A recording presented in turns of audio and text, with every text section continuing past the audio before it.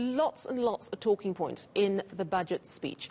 But the key question, of course, what does it mean for our bottom line? Let's talk tax now with reporter Michael Marillier joining us in studio. Good evening, Michael. So it's a tough time for individuals in South Africa. Our joblessness is a massive issue, and our individual budgets are tight. Has Tito Mboweni offered any hope?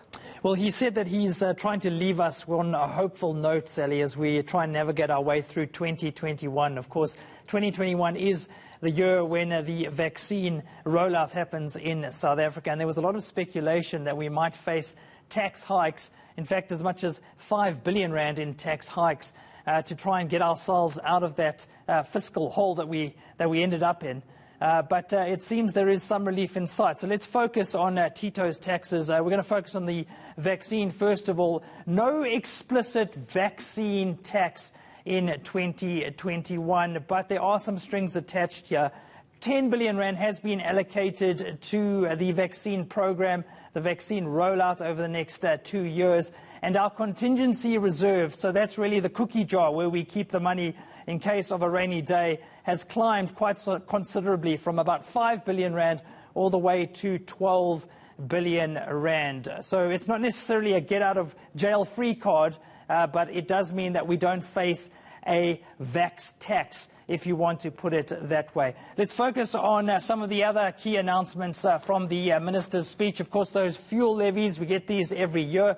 15 cents per litre for the general fuel levy, another 11 cents per litre for the road accident fund levy, and then an extra cent for the carbon fuel levy. Of course, those will come into effect in the first week of April.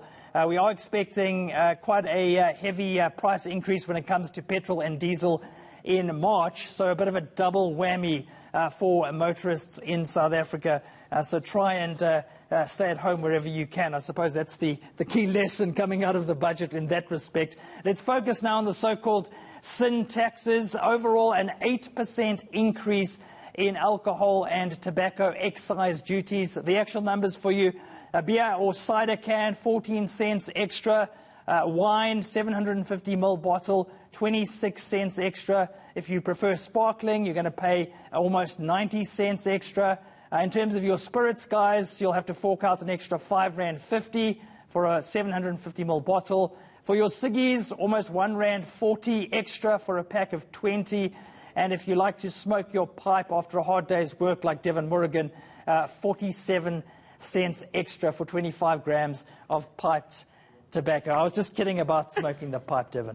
Yeah, I thought as much. Look, it's not a pretty sight. I think that some of the increases here are quite tight, Michael. But let me ask you this. There was a lot of apprehension ahead of this budget about your income being taxed. Yeah. But I see after the minister's address this afternoon, it really looks like there's some relief on the income tax side. Yeah, absolutely. And he's done that by tweaking the tax brackets, which gives people a bit of leverage and flexibility when it comes to the rate of tax that they actually pay. Let's focus on that very quickly, Devin. So we're talking about tax brackets increasing by 5%. The minister saying that is above inflation, so that should give people a little bit of a cushion so that they don't leap suddenly into a new tax bracket. And it all equates to around about 2.2 billion rand in tax relief for South Africans.